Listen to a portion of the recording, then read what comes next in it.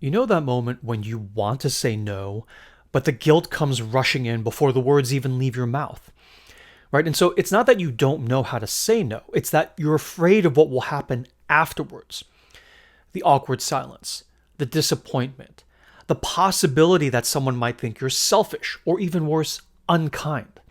So you say yes, even when you don't want to, even when it costs you. And afterwards you wonder, why do I always do this?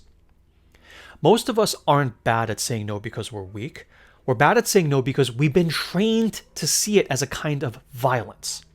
Right? We grew up absorbing the message that good people say yes, that love means sacrifice, that being available means being worthy. And so in the face of all this, of course saying no feels scary because no risks being misunderstood. No risks being unloved and even abandoned. But here's the deeper truth.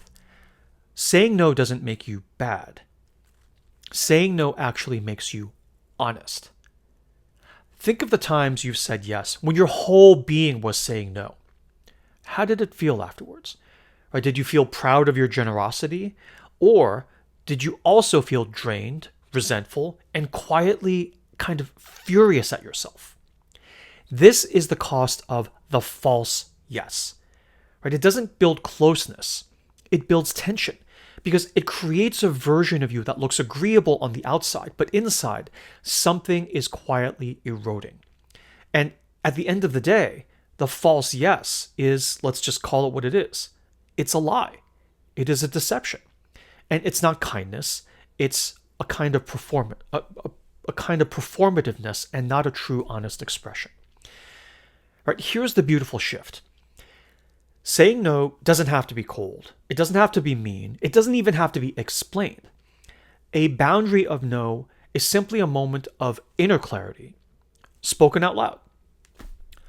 That doesn't work for me, or I'd rather not, or I can't take that on right now. It's simply telling the truth, with no need to defend, no need to apologize, no need to over-explain yourself into further exhaustion, because your clarity is actually enough. Okay? And so if you're sitting with this and within you, it's like, this no feels dangerous, or even worse, selfish. Try asking yourself the following questions. Just to yourself, journaling to yourself to see what answers come to you, or what feelings in your body come up when you ask these questions. What do I believe they'll think of me if I say no? And another question, who even taught me that saying no is a rejection and a violence instead of just a truth? Okay.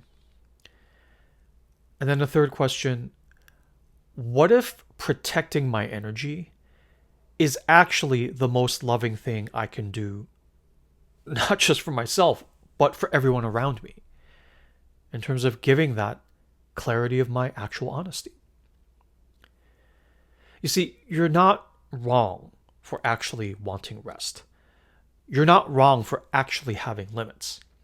And you're not wrong for needing to choose you. And so, if this message spoke to something tender in you, if it felt like something long held inside you finally started to see the light and come forward, I just want you to know that this is actually the work that I do.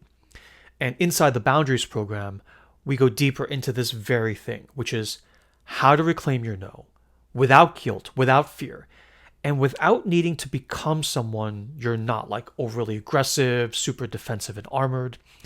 And we do it not through giving you scripts alone, but through developing within you a quiet sense of clarity and honesty, moment by moment, above all to your own self. And so if you do want to go deeper, it is there for you. And if not, I hope this was one small moment of permission, just here in this video today, to start honoring your own inner truth again, because your no is actually sacred, and you never ever need to apologize for it.